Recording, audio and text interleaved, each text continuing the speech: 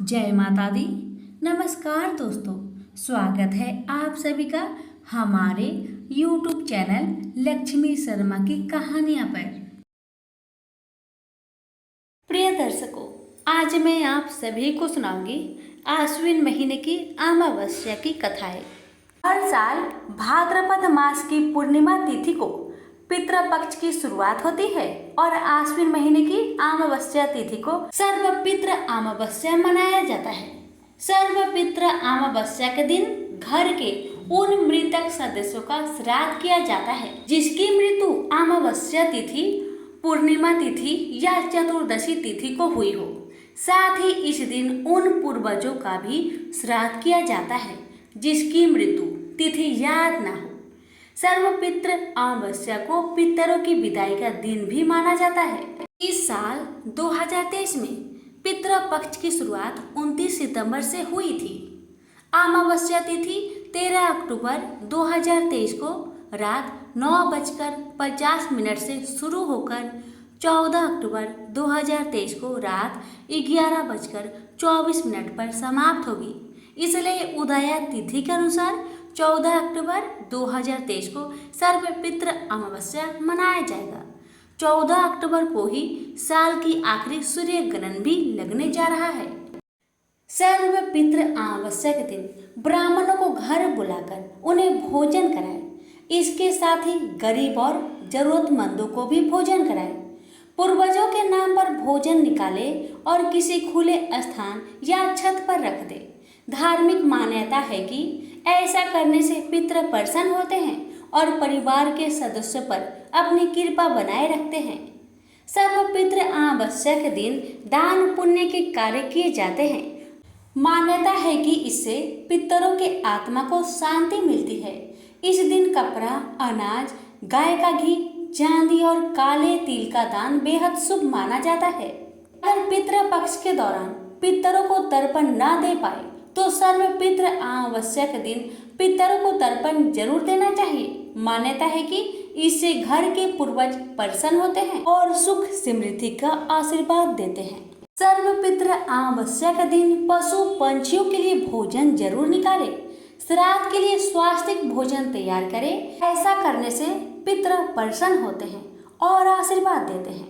श्राद्ध पक्ष की सर्वपितृ अमावस्या का बहुत ही महत्व है। यह पितरों को विदा करने की अंतिम तिथि है। अगर कोई श्राद्ध की तिथि में किसी कारण से श्राद्ध न कर पाए या फिर श्राद्ध की तिथि मालूम न हो तो सर्वपितृ श्राद्ध अमावस्या पर श्राद्ध किया जा सकता है। आइए सुनते हैं इस तिथि की महत्व और पौराणिक कथा। देवताओं के पितृगण इस बात जो सोमपथ लोक में निवास करते थे, उनकी मानसी कन्या अछोदा नाम की एक नदी के रूप में उपस्थित हुई। मत्स्य पुराण में अछोद सरोवर और अछोदा नदी का जिक्र मिलता है जो कि कश्मीर में स्थित है।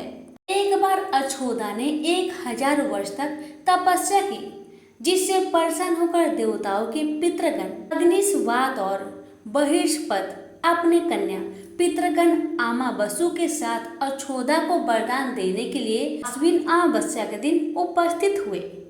उन्होंने अछोदा से कहा कि हे पुत्री, हम सभी तुम्हारे तपस्या से अति प्रसन्न हैं, इसलिए जो चाहो वर मांग लो। लेकिन अछोदा ने पितरों की तरफ ध्यान नहीं दिया और वह अति तेजस्वी पितृ अमावस्या को अपलक निहारती रही। पितरों के बार बार कहने पर उसने कहा, हे भगवान, क्या आप मुझे सचमुच वरदान देना चाहते हैं? इस पर तेजस्वी पितृ अमावस्या ने कहा, हे अछोदा, वरदान पर तुम्हारा अधिकार सिद्ध है, इसलिए निसंकोच कहो कि तुम्हें क्या चाहिए। अछोदा ने कहा, भगवान, यदि आप मुझे वरदान देना ही चाहते हैं तो मैं तत्क्षण आपके साथ रमन कर आनंद लेना चाहती हूँ। अछोदा के इस तरह कहे जाने पर सभी पितर क्रोधित हो गए। उन्होंने अछोदा को श्राप दिया कि यह पितृलोक से पतित होकर पृथ्वी लोक पर आ जाएगी। पितरों के इस तरह श्राप देने पर अछोदा ने पितरों के पैर में गिरकर जोर जोर से रोने लगी। इस पर पितरों को दया आ गई। उन्होंने कहा कि अछोदा, तुम पतित योनि में श्राप मिलने के कारण मत्स्य कन्या के रूप में जन्म लोगी। और इसके साथ उन्होंने आगे कहा कि भगवान ब्रह्मा के वंशज महर्षि पराशर तुम्हें पति के रूप में प्राप्त होंगे। तुम्हारे गर्भ से भगवान व्यास जन्म लेंगे। उसके उपरांत भी अन्य दिव्य वंशों में जन्म लेते हुए तुम श्राप मुक्त होकर पुनः पृथ्वीलोक में वापस आ जाओगी। पितरों के इस तरह कहे जाने पर अछोदा शांत हुई। आमावसु के ब्रह्मचर्य और धैर्य की सभी पितरों ने सराहना की एवं वरदान दिया कि यह अमावस्या की तिथि आमावसु के नाम से जानी जाएगी। जो प्राणी किसी भी दिन श्राद्ध न कर पाए वह केवल अमावस्या के दिन श्राद्ध तर्पण करके सभी बीते 14 दिनों का पुण्य प्राप्त करते हुए अपने पितर को तृप्त कर सकते हैं। अभी से प्रत्येक माह की अमावस्या तिथि को सर्वाधिक महत्व दिया गया है और यह तिथि सर्वपितृ श्राद्ध के रूप में भी मनाई जाती है। उसी पाप के प्रायश्चित हेतु कालांतर में यही अछोदा महर्षि पराशर की पत्नी एवं वेद व्यास की माता सत्यवती बनी थी। तत्पश्चात समुद्र के अंशभूत संतनु की पत्नी हुई और 2 पुत्र चित्रांगद और विचित्र वीर्य को जन्म दिया था। इन्हीं के नाम से कलयुग में अष्टका श्राद्ध मनाया जाता है।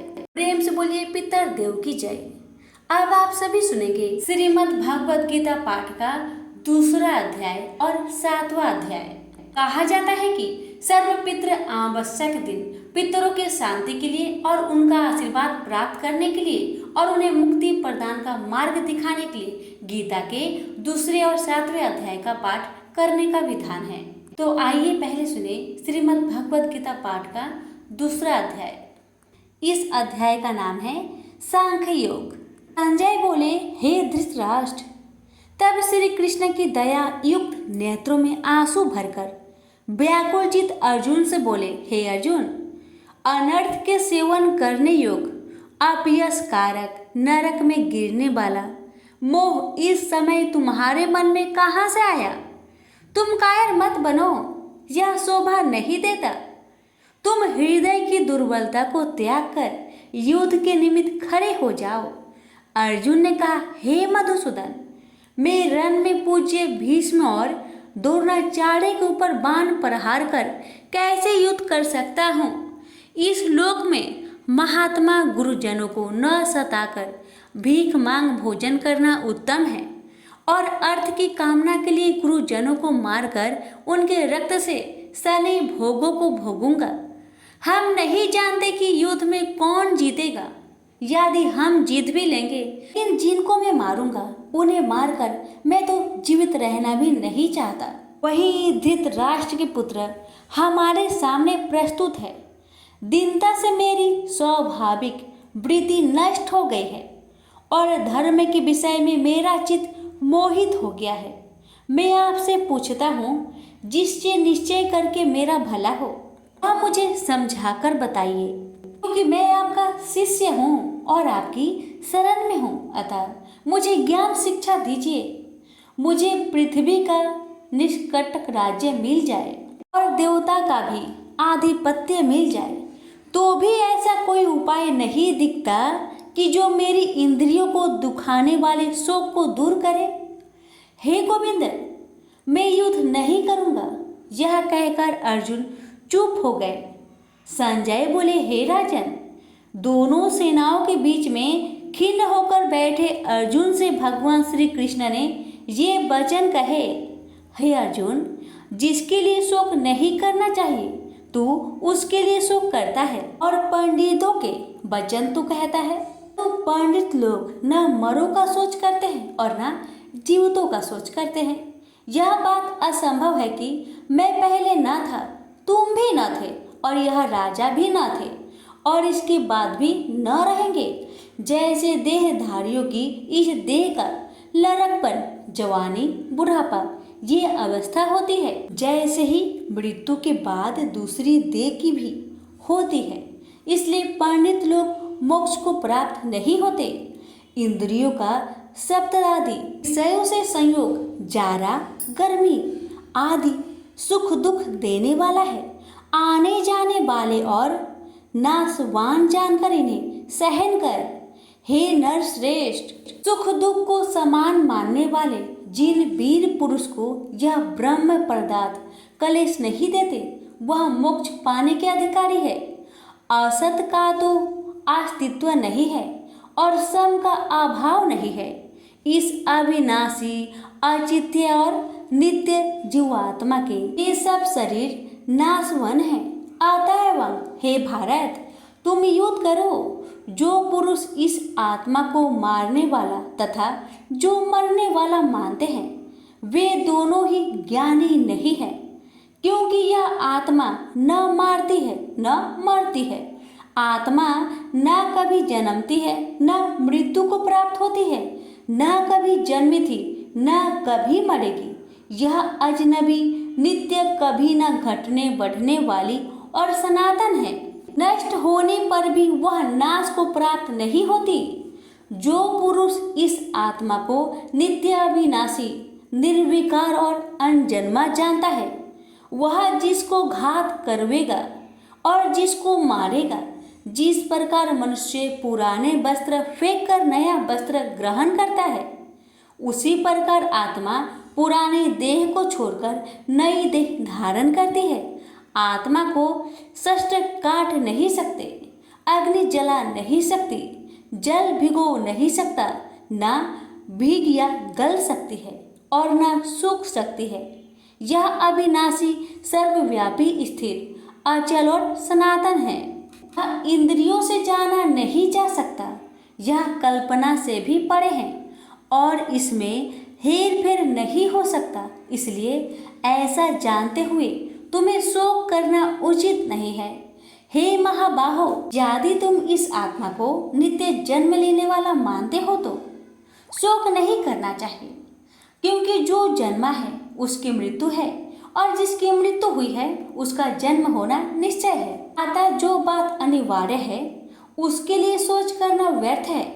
जन्म लेने से पहले क्या था किसी को मालूम नहीं, मध्य में कुछ प्रकट होता है, फिर मरने से पीछे क्या होगा कोई नहीं जानता। ऐसी दशा में किसी बात का सोच करना क्या तुमको उचित है?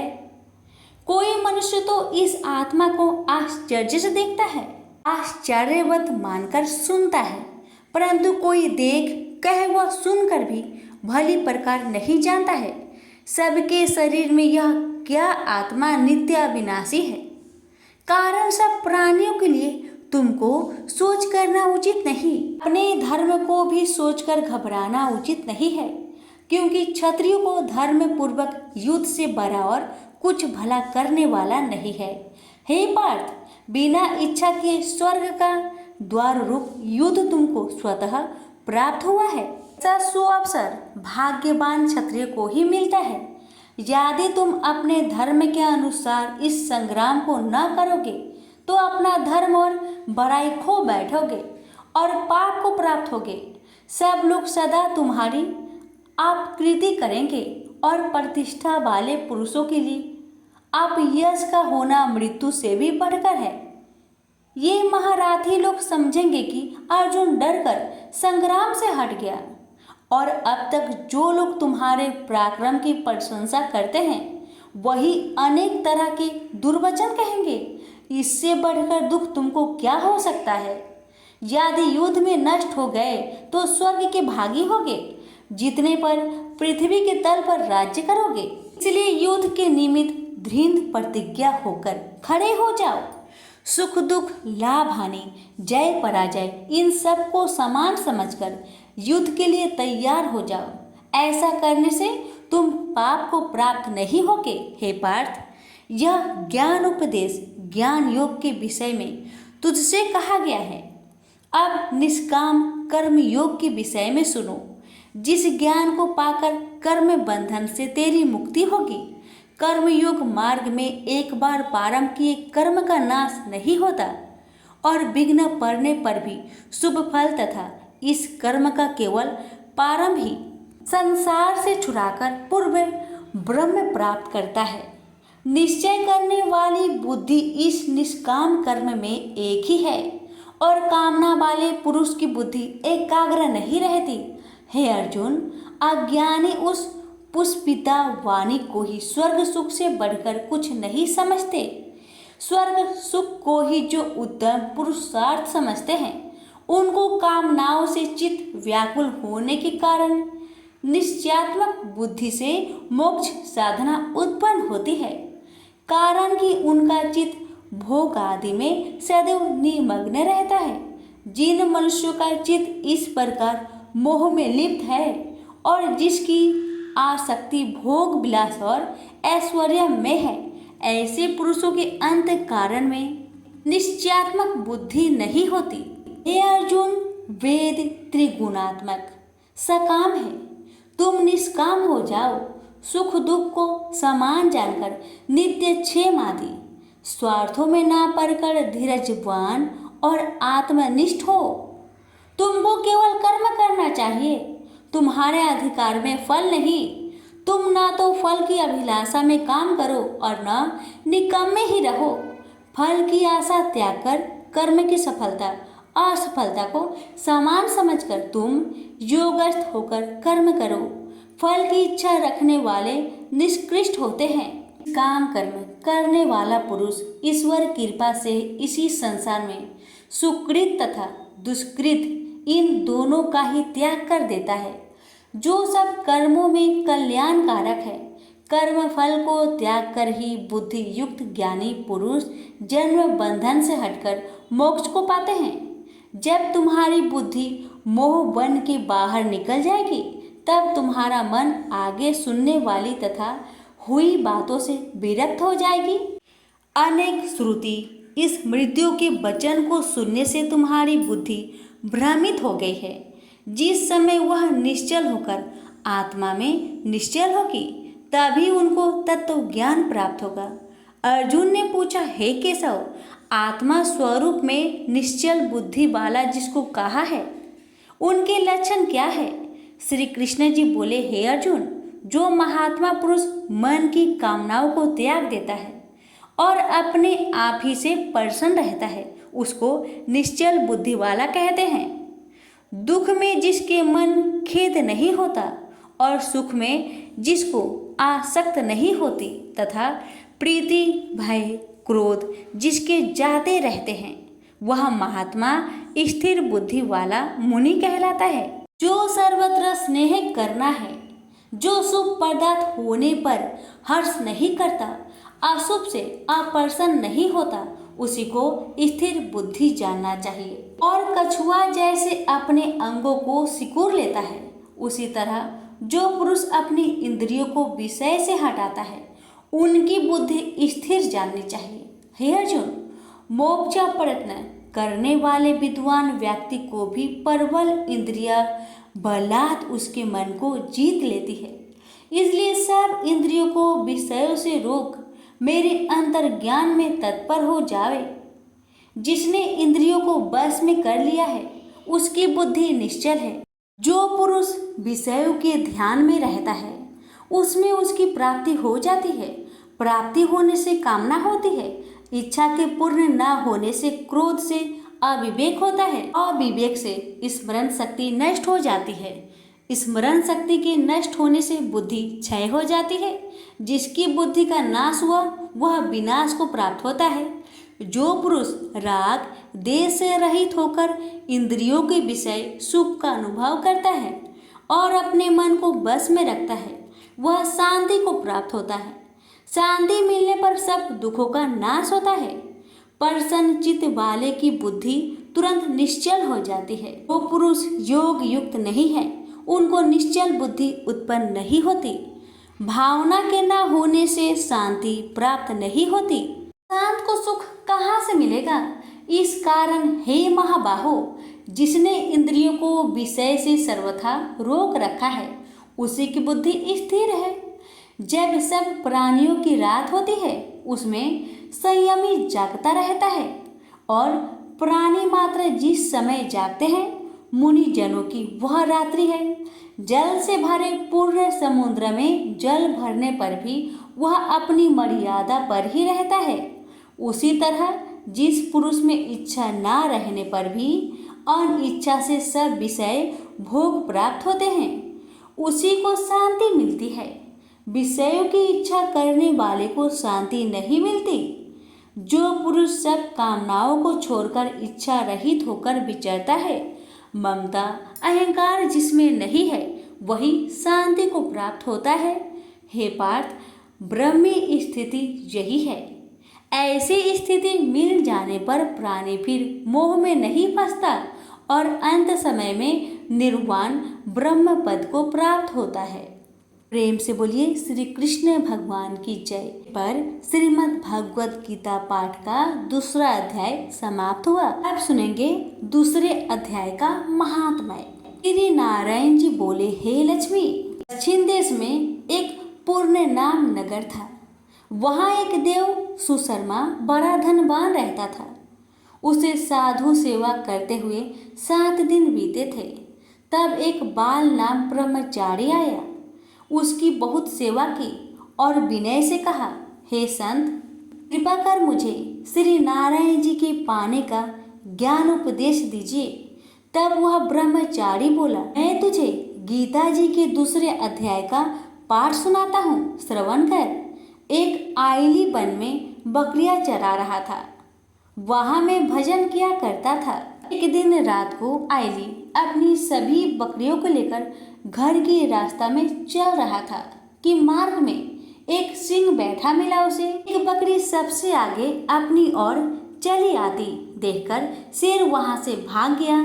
तब आइली यह देखकर बहुत हैरान हुआ और मैं भी वहां पर खड़ा हुआ था। उस चौराहे ने मुझे देखकर कहा, मैंने यह आश्चर्य देखा कि बकरी को देखकर शेर भाग गया, ये कैसे हुआ? तुम तो त्रिकाल के हो, यह वृत्तांत मुझे सुनाओ, तुम सब कुछ जानते हो। तब संत ने कहा, हे आइली, मैं तुझे एक छिपकली वार्ता सुनाता हूँ। यह बकरी पिछले जन्म में डायन थी। जब इसका पति मर गया तब यह बड़ी डायन हुई। इस सुंदर लड़के को देखे उसी को खा लेती थी।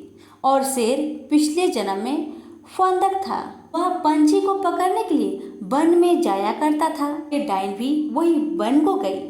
वह डायन ने उस फंदक को खा लिया था। अब वही फंदक शेर हुआ। वह डायन बकरी बनी है। शेर को पिछले जन्म की खबर है, इसलिए बकरी को देखकर शेर ने समझा कि अभी यह मुझे खाने के लिए आ रही है। तब आइली ने कहा, मैं पिछले जन्म में कौन था? तब संत बोला, तू पिछले जन्म में चांडाल था। आइली ने कहा, हे ब्रह्मचारी जी, कोई उपाय भी है जिससे हम तीनों ही इस अधम देश से छूटे? तब संत जी बोले, हम तुम तीनों का उद्धार करते हैं। ये कहकर संत जी ने जब गीता जी के अक्षर सुनाए तो उनको सुनते ही तुरंत आकाश से विमान आए और उन तीनों को विमानों में बैठाकर वैकुंठ लोक को ले गए। अधम देह से छूटकर देव देही पाई और देव सुशर्मा भी ज्ञान को सुन मोक्ष को प्राप्त हुआ और देव देही पाकर वैकुंठ को गया। तब श्री नारायण जी ने कहा, हे लक्ष्मी जी, जो मनुष्य श्री नारायण जी के ज्ञान को पढ़े सुने वह अवश्य मुक्ति को प्राप्त होता है। प्रेम से बोलिए लक्ष्मी नारायण की जय। यहीं पर हमारी गीता पाठ का दूसरा अध्याय का महात्म्य समाप्त हुआ। श्री कृष्ण भगवान बोले, हे पार्थ, जो मुझ में मन लगाकर मेरे में ही आश्रय लेकर योगा अभ्यास करते हुए मेरे स्वरूप का संचय रहित पूर्ण ज्ञान प्राप्त होगा, सो सुनो, विज्ञान के सहित वह पूर्ण ज्ञान में तुम्हें सुनाता हूँ, जिसके जानने से तुमको इस लोक में और कुछ जानना शेष न रहेगा। सहस्त्रों मनुष्य में से कोई एक सिद्धि प्राप्त के लिए यत्न करता है। उन यत्न करने वाले सिद्धों में से कोई बिरला ही मुझे ठीक जान पड़ता है। पृथ्वी, जल, अग्नि, वायु, आकाश, मन, बुद्धि और अहंकार, यह 8 प्रकार की मेरी प्रकृति माया है। इस प्रकृति को अपरा अचेतन अर्थात जड़ कहते हैं। और हे महाबाहो, इससे दूसरी प्रकृति चेतन है। जिसने संपूर्ण जगत धारण किया है। इन्हीं प्रकृतियों से सब प्राणी मात्र उत्पन्न होते हैं। ऐसा जानो यह प्रकृतियां हमसे ही उत्पन्न हुई है। इस तरह सब जगत की उत्पत्ति और प्रलय का कारण मैं ही हूँ। हे धनंजय, जिस प्रकार धागे में मणि पिराई जाती है, उसी भांति यह सब संसार मुझसे परे और कुछ भी नहीं। हे कुंती पुत्र, जल में रस में मैं ही हूँ, चंद्रमा और सूर्य में प्रकाश में मैं ही हूँ, सब वेदों का सार मैं ही हूँ, आकाश में शब्द तथा पुरुष में पौरुष मैं ही हूँ। हे अर्जुन, पृथ्वी में सुगंध तथा अग्नि में तेज रूप मैं ही हूँ, सब प्राणियों में जीवन और तपस्वियों का तप मैं ही हूँ। हे पार्थ, समस्त प्राणियों में सनातन बीज रूप मुझको ही जानना, बुद्धिमानों में बुद्धि स्वरूप और तेजस्वियों में तेज मैं ही हूँ। हे अर्जुन, काम और रोग रहित बलवान पुरुषों में धर्म के विरुद्ध न जानने वाला कर्म मैं ही हूँ। जितने भी स्वास्तिक राजस तामस पदार्थ है, वे सब मुझसे ही उत्पन्न हैं, परंतु उनमें मैं नहीं रहता। ये सब मुझ में है। सत्व रज तम, इन तीनों गुणों के प्रभाव से यह सारा जगत मोहित हो रहा है। इस कारण यह मेरी गुणमयी और दिव्यमयी माया अति दुस्तर है। जो मुझको अनन्य भाव से भजते हैं, वे इस माया को पार कर जाते हैं।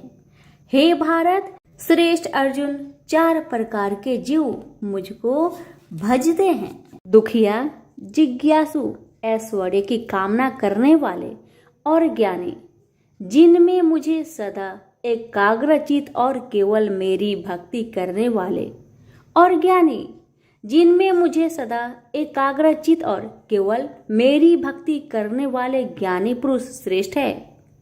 क्योंकि मैं ज्ञानी को अत्यंत प्रिय हूँ और वह मुझको प्रिय है। यद्यपि ये सभी भक्त श्रेष्ठ है, तथापि ज्ञानी तो मेरी आत्मा ही है, क्योंकि वह मुझ में ही मन लगाकर मुझको ही सर्वोत्तम गति मान मेरा ही आश्रय ग्रहण करता है।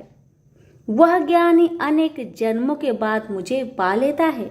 ऐसा महात्मा अति दुर्लभ है, जो सब जगत को वासुदेवमय समझे। हे अर्जुन, जो भक्त श्रद्धा पूर्वक जिस जिस देवता का पूजन करना चाहते हैं, उन पुरुषों की उस श्रद्धा को मैं ऋण कर देता हूँ। यह उस श्रद्धा से मुक्त होकर उस देवता की आराधना करता है, फिर उसको मेरे ही रचे हुए काम का फल प्राप्त होते हैं। परंतु उन अल्प बुद्धि वालों का फल नाशवान है। देवताओं की आराधना करने वाले देवताओं को मिलते हैं, और अव्यय, अविनाशी, अच्युत्यम स्वरूप को न जानकर मंद बुद्धि लोग मुझे अव्यक्त को व्यक्त मानते हैं। मैं योग माया से आच्छादित होने के कारण सबको नहीं दिखता। उसी से मूर्ख लोग अनादि तथा अविनाशी मुझको नहीं जानते। हे अर्जुन, मैं भूत भविष्य और वर्तमान के सभी प्राणियों को ही जानता हूँ, पर मुझे कोई भी नहीं जानता। हे भारत, हे परम तप, इच्छा और देश से उत्पन्न होने वाले सुख दुख आदि धंधों के मोह से जगत के सभी प्राणी भ्रम में फंस जाते हैं।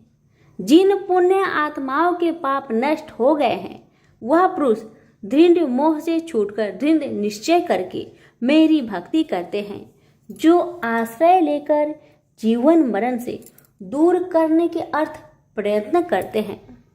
वे पुरुष ब्रह्मा आत्मज्ञान अपने चित्त को निश्चल रखकर उसका संगम करता है और अंत कारण की समाधि लगाता है, जिस अवस्था में योग अभ्यास के कारण चित्त का वेग रुक रुक कर विषयों से पृथक होने लगता है, और जब शुद्ध अंतःकरण से आत्मा को देखकर आत्मा में ही संतुष्ट होता है, जिस अवस्था में वह अत्यंत सुख जो इंद्रियों द्वारा जाना नहीं जा सकता, वर्णन केवल बुद्धि से ही जाना जाता है।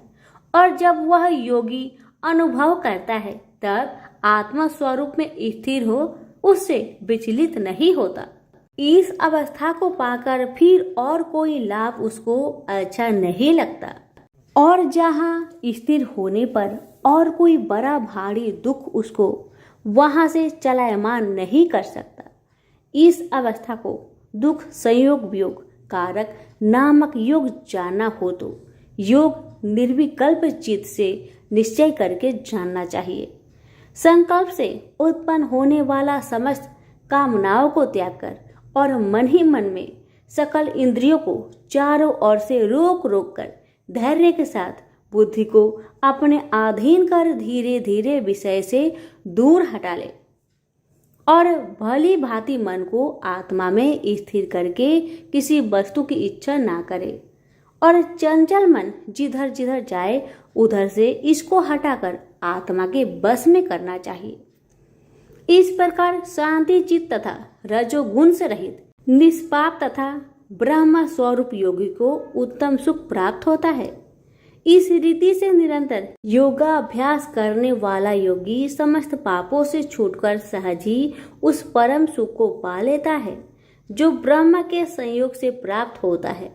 जिसका मन योग में स्थिर हो गया है उसकी दृष्टि भी सर्वत्र समान हो जाती है और वह सब प्राणियों में अपने को और अपने में सब प्राणियों को देखता है।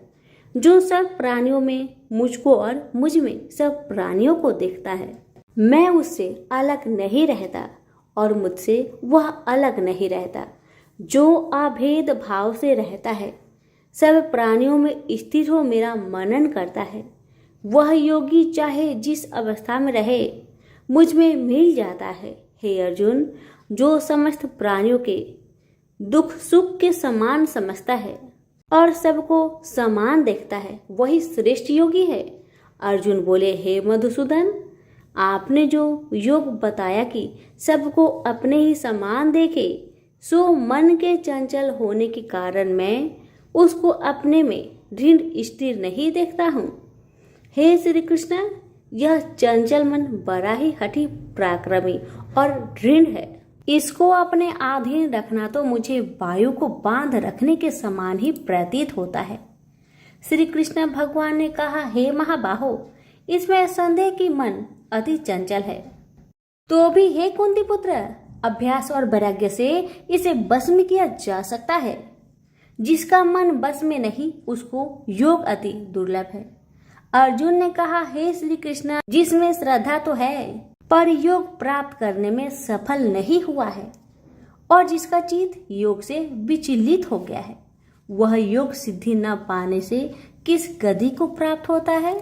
श्री कृष्ण बोले, हे अर्जुन, उसका यहाँ नाश नहीं होगा पर परलोक में भी नहीं होगा, क्योंकि उत्तम कर्म करने वाले किसी मनुष्य की दुर्गति नहीं होती। वह योग में असफल मनुष्य बहुत दिनों तक पुण्यवानों को प्राप्त होने वाले लोकों में वास करता है और फिर वहां से किसी पवित्र और धनवान मनुष्य घर में आकर जन्म लेता है। इस प्रकार का जन्म पाना भी इस लोक में बड़ा दुर्लभ है। हे कुरुनंदन, यह योगियों के बस में जन्म लेकर पूर्व जन्म की बुद्धि संस्कार अर्थात आत्मज्ञान को पाता है और उससे अधिक सिद्धि के लिए यत्न करता हूँ। पूर्व जन्म में किए योग अभ्यास के बल में अनेक विघ्नों को पड़ने पर भी यह मोक्ष को प्राप्त होता है। योग की केवल इच्छा ही हो तो पुरुष शब्द ब्रह्म के परे जा पहुंचता है। जो बड़े परिश्रम और यत्न से योग अभ्यास करता है वह पापों से छूट मोक्ष को पाता है। बड़े तपस्वियों से योगी श्रेष्ठ है। जो शुद्ध होकर अनेक जन्मों में परिश्रम करके सफल होता है और ज्ञानियों से भी योगी श्रेष्ठ है। इसलिए हे अर्जुन, तुम योगी बनो। केवल मुझ में ही मन लगाकर योग प्राप्ति के लिए जो मेरा भजन करता है उसको समस्त योगियों के मध्य से मैंने अत्यंत श्रेष्ठ माना है। प्रेम से बोलिए श्री कृष्ण भगवान की जय। आप सुनिए श्रीमद् भगवत गीता पाठ अध्याय 7 की महात्माएं। भगवान शिव कहते हैं, हे पार्वती, अब मैं 7वें अध्याय का महात्म्य बतलाता हूँ, जिसे सुनकर कानों में अमृत राशि भर जाती है। पाटलिपुत्र नामक एक दुर्गम नगर है, जिसका गोपुर बहुत ही ऊंचा है। उस नगर में शंकुकर्ण नामक एक ब्राह्मण रहता था। उसने वैश्यावृत्ति का आश्रय लेकर बहुत धन कमाया, किंतु ना तो कभी पितरों का तर्पण किया और न देवताओं का पूजन ही। वह धनोपार्जन में तत्पर होकर राजाओं को ही भोज दिया करता था। एक समय की बात है, उस ब्राह्मण ने अपना चौथा विवाह करने के लिए पुत्र और बंधुओं के साथ यात्रा की। मार्ग में आधी रात के समय जब वह सो रहा था, तब एक सर्प ने कहीं से आकर उसकी बाह में काट लिया। उसके काटते ही ऐसी अवस्था हो गई कि मणि, मंत्र और औषधि आदि से भी उसके शरीर की रक्षा असाध्य जान पड़ी। तत्पश्चात कुछ ही क्षणों में उसके प्राण पेखरू उड़ गए। वह प्रेत बना। फिर बहुत समय के बाद वह प्रेत सर्प योनि में उत्पन्न हुआ। उसका बीत धन की वासना में बंधा था। उसने पूर्व वृत्तांत को स्मरण करके सोचा, मैंने घर के बाहर करोड़ों की संख्या में अपना जो धन गार रखा है, उससे इन पुत्रों को वंचित करके स्वयं ही उसकी रक्षा करूंगा। सांप की योनि से पीड़ित होकर पिता ने एक दिव्य सपना में अपने पुत्र के समक्ष आकर अपना मनोभाव बताया। तब उसके पुत्र ने सवेरे उठकर बड़े विस्मय के साथ एक दूसरे से सपने की बातें कही। उनमें से झंझला पुत्र कुदाल हाथ में लिए घर से निकला और जहां उसके पिता सर्प योनि धारण करके रहते थे, उस स्थान पर गया। यद्यपि उसे धन के स्थान पर ठीक ठीक पता नहीं था, तो भी उसने जीहो से उसका ठीक निश्चय कर लिया और लोभ बुद्धि से वहां पहुंचकर बाबी को खोदना आरंभ किया। तब उस बाबी से बड़ा भयानक सांप प्रकट हुआ और बोला, ओ मूर्ख, तू कौन है? किस लिए यहाँ आया है? यह बिल क्यों खोद रहा है? किसने तुझे भेजा है? ये सारी बातें मेरे सामने बता। पुत्र बोला, पिताजी, आपकी मुक्ति कैसे होगी? इसका उपाय मुझे बतलाइए, क्योंकि मैं इतनी रात को सब लोगों को छोड़कर आपके पास आया हूँ। पिता बोले, बेटा, गीता के अमृतमय 7वें अध्याय को छोड़कर मुझे मुक्त करने में तीर्थ, दान, तप और यज्ञ भी सर्वथा समर्थ नहीं है। केवल गीता का 7वां अध्याय ही प्राणियों के जरा, मृत्यु आदि दुखों को दूर करने वाला है।